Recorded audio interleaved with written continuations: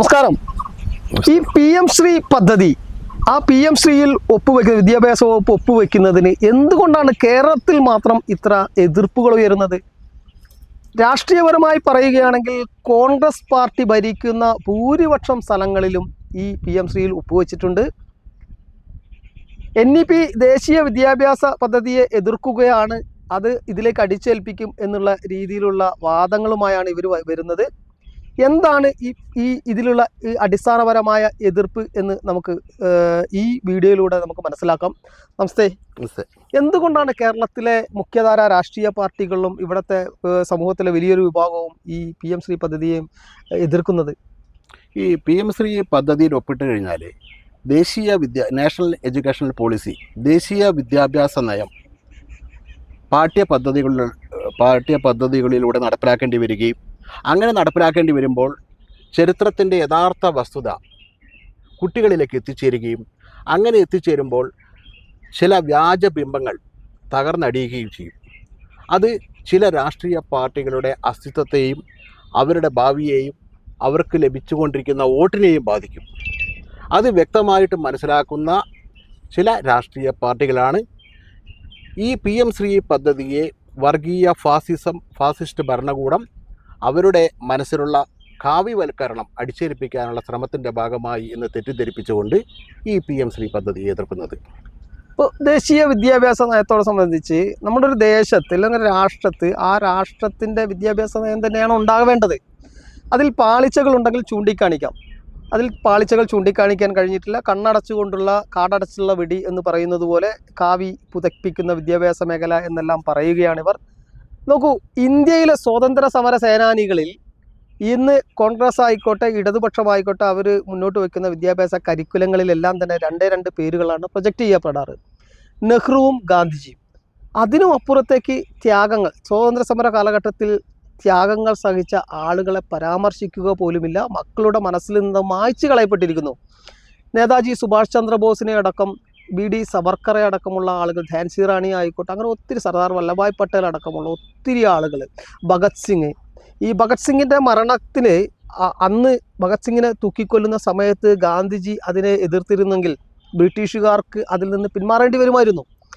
അപ്പോൾ തങ്ങളുടെ രീതിയിലുള്ള സ്വാതന്ത്ര്യ സമരം മാത്രം നടക്കണമെന്ന ആ ശാഠ്യത്തിന് പുറത്ത് ഈ നാടിന് വേണ്ടി ജീവൻ കൊടുക്കാൻ തയ്യാറുള്ള ഒരു യുവ നേതാവ് കൊല്ലപ്പെട്ടു. അതിനെതിരെ ഒരക്ഷരം മിണ്ടാൻ ഇവർ തയ്യാറായില്ല. പക്ഷേ ഈ ബ്രിട്ടീഷുകാർക്ക് ഏറ്റവും പ്രിയപ്പെട്ടവരായ ആളുകളെ അവർ ഭരണമേൽപ്പിച്ചു. ആ ഭരണമേൽപ്പിച്ച ആളുകൾ അവർക്ക് ഹിതകരമായത് മാത്രം ചെയ്യുന്നു. അത് തിരുത്തിക്കുറിക്കുക കൂടിയാണ് ഈ പുതിയ വിദ്യാഭ്യാസ നയത്തിലൂടെ ചെയ്യുന്നത്. അതെന്തുകൊണ്ടാണ് ഇവരെതിർക്കുന്നത്, കേരളത്തിൽ എതിർക്കപ്പെടുന്നത്? അവരെതിർക്കുന്നത് ചില രാഷ്ട്രീയ പാർട്ടികളുടെ നിലനിൽപ്പ്. ഗാന്ധി നെഹ്റുവും മാത്രമാണ് സ്വാതന്ത്ര്യ സമരത്തിൻ്റെ ഏറ്റവും ധീരരായ പോരാളികൾ എന്നാണ് അവർ വിശേഷിപ്പിക്കുന്നത്. എന്നാൽ യഥാർത്ഥത്തിൽ സായുധ പോരാട്ടങ്ങൾ നടത്തിയ എല്ലാവരെയും തന്നെ ബ്രിട്ടീഷുകാർ വളരെ ദുർലക്ഷ്യത്തോട് കൂടിയിട്ട് അവരുടെ ജീവിതം തന്നെ മുരടിപ്പിക്കുക എന്ന ലക്ഷ്യത്തോട് കൂടിയിട്ട് കുറേ പേരെ ആൻഡമാൻ നിക്കോബറിൽ അവിടെ കൊണ്ടിട്ടു. അല്ലാത്തവരെ വളരെ ആരും അറിയപ്പെടാത്ത ജയിലുകളിൽ കൊണ്ടുപോയിട്ട് അവരെ ക്രൂരമായിട്ട് തന്നെ പീഡിപ്പിച്ച് അവരുടെ ജീവിതം അവസാനിപ്പിച്ചിട്ടുണ്ട്. ആ ക്രൂരമായി പീഡിപ്പിക്കപ്പെട്ട് ജീവിതം അവസാനിപ്പിച്ചവരുടെ പേരുകൾ എവിടെയും കാണിക്കാതെ രണ്ട് ബിംബങ്ങൾ, ആ ബിംബങ്ങൾ ഈ ബ്രിട്ടീഷുകാരോടുകൂടി എപ്പോഴും സൗഹൃദത്തോടു കൂടി മാത്രം നടക്കുകയും ആ സൗഹൃദത്തിന് ഞങ്ങൾ അഹിംസാവാദികളായതുകൊണ്ടാണ് അവരോട് സൗഹൃദം നടിക്കുന്നത് എന്നുള്ള ഒരു അഹിംസ ബാനർ ഉയർത്തിപ്പിടിച്ചുകൊണ്ട് അതിൻ്റെ മറവിൽ അവരുടെ പ്രതികരണശേഷി ഇല്ലായ്മയെയും പ്രതികരിക്കാതിരിക്കുന്നതിനെയും അഹിംസാ ബാനർ പൊക്കിപ്പിടിച്ചുകൊണ്ട് അതിലൂടെ ഒരു പ്രത്യേക മഹത്വവൽക്കരിക്കപ്പെട്ട രീതിയിലാണ് ഈ കുട്ടികൾ പഠിച്ചുകൊണ്ടിരിക്കുന്നത്. അപ്പോൾ ഇതിൻ്റെ യാഥാർത്ഥ്യം ജനങ്ങൾക്ക് മനസ്സിലാകും, അല്ലെങ്കിൽ അടുത്ത തലമുറ മനസ്സിലാക്കും. അങ്ങനെ മനസ്സിലാക്കുമ്പോൾ ഈ രണ്ട് ബിംബങ്ങളുടെ കാപട്യം തകർന്നു വീഴും. അത് നമ്മുടെ രാഷ്ട്രീയ പാർട്ടികളുടെ നിലനിൽപ്പിന് ബാധിക്കും എന്നത് അറിയാവുന്ന ആളുകളാണ് ഈ PM ശ്രീ പദ്ധതിയെ എതിർക്കുന്നത്. സത്യങ്ങൾ കൃത്യമായി പഠിപ്പിക്കുമ്പോൾ സത്യമേവ ജയതേ എന്നാണ് നമ്മുടെ ദേശീയ മുദ്രാവാക്യം. ആ സത്യമേവ ജയതേ എന്ന ദേശീയ മുദ്രാവാക്യം ഉയർത്തിക്കൊണ്ട് സത്യങ്ങൾ പഠിപ്പിക്കുന്നതിനെ എതിർക്കുക എന്ന് പറഞ്ഞാൽ പിന്നെ സത്യപ്രതിജ്ഞ ചെയ്തിട്ട് അധികാരത്തിലേറിയിട്ട് കാര്യമില്ലല്ലോ. അതുകൊണ്ട് തന്നെ സത്യത്തിൻ്റെ പിൻബലത്തോടു കൂടിയാണ് നമ്മുടെ രാജ്യം നീങ്ങേണ്ടത്, നമ്മുടെ കാര്യങ്ങൾ പഠിക്കേണ്ടത്. അതിന് സമ്മതിക്കുന്നില്ല ഇവിടെ ശരിയാ. പിന്നെ മുഗളന്മാർക്ക് പിന്നിലുള്ള ഭാരതത്തെ ഇന്നുള്ള പല കപട മതേതര രാഷ്ട്രീയ പാർട്ടികൾക്കും ഇഷ്ടമില്ല. മുഗളന്മാർ ഇവിടെ വരുന്നതിന് മുമ്പ് ഒരു ഭാരതം ഉണ്ടായിരുന്നു എന്ന് പോലും പറയാൻ പാടില്ല. ഭാരതം എന്ന പേരേ പറയാൻ പാടില്ല. ഇവിടെ ഇന്ത്യ എന്നേ പറയാൻ പാടുള്ളൂ. അങ്ങനെ ഒരു സ്ഥിതിവിശേഷം ഇവിടെ ഉരുത്തിരിച്ചിട്ടുണ്ട്. അതിനു വേണ്ടുന്ന എല്ലാ ക്രമീകരണങ്ങളും ചില രാഷ്ട്രീയ പാർട്ടികൾ നടത്തുന്നുണ്ട്. അതാണ് ഈ PM ശ്രീ പദ്ധതിയെ ഇവരത്ര ഭയപ്പെടാൻ കാരണം, മറ്റൊന്നുമല്ല.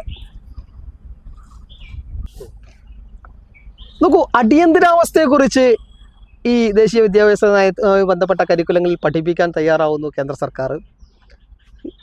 കോൺഗ്രസിൻ്റെ വേണുഗോപാൽ അഖിലേന്ത്യാ ജനറൽ സെക്രട്ടറി അദ്ദേഹം പറഞ്ഞത് അത് ആളുകളുടെ മനസ്സിൽ വിഭജനം ഉണ്ടാക്കുവാൻ വേണ്ടി ഉപയോഗിക്കുകയാണെന്ന്. ചരിത്രം പഠിക്കുമ്പോൾ സമകാലിക ചരിത്രങ്ങളും പഠിക്കണം, പുരാതന ചരിത്രങ്ങളും പഠിക്കണം, ചരിത്രാതീത കാലത്തെ പഠനങ്ങളും എല്ലാം പഠനവിധേയമാക്കണം മക്കൾ. എന്തുകൊണ്ട് അടിയന്തരാവസ്ഥയെക്കുറിച്ച് പഠിച്ചുകൂടാ?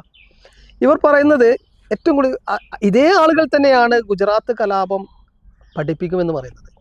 ഗുജറാത്ത് കലാപം പഠിപ്പിക്കുമ്പോൾ ഗോദ്രയിൽ നടന്ന സംഭവത്തെ തുടർന്ന് ഗോദ്രാനന്തര കലാപമാണ് ഗുജറാത്ത് എന്ന് ഇവർ പഠിപ്പിക്കുന്നത്. ഗോദ്രാനന്തര കലാപമാണ് ഗുജറാത്ത്.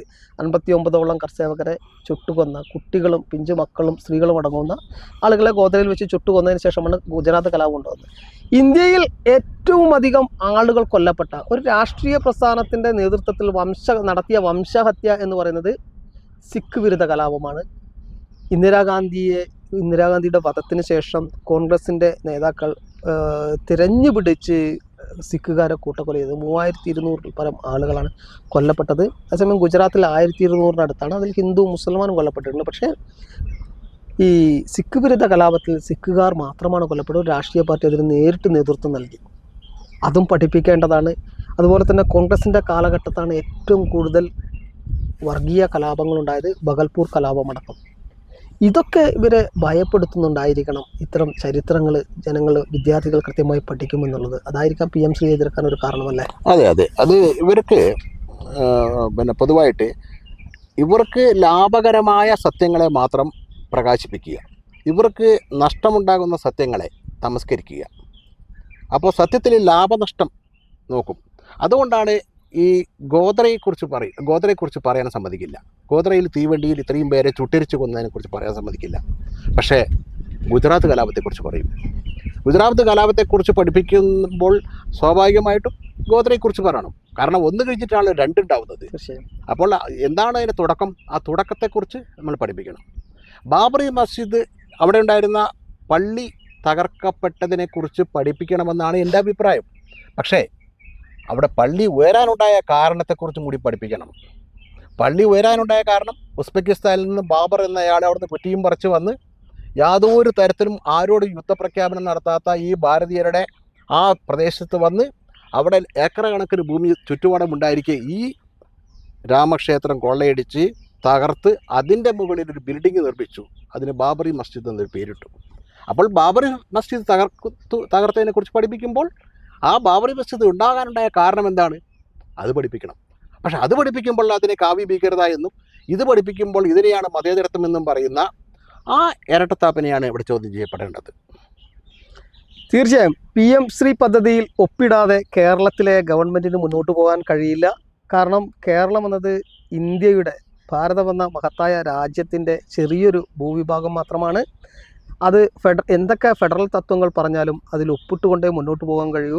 മറ്റുള്ളതൊക്കെ ആരെയൊക്കെയോ പ്രീണിപ്പിക്കുവാനും സമാധാനിപ്പിക്കുവാനുമുള്ള ഗോഗാവിളികളാണ്. നമുക്ക് കാത്തിരുന്ന് കാണാം.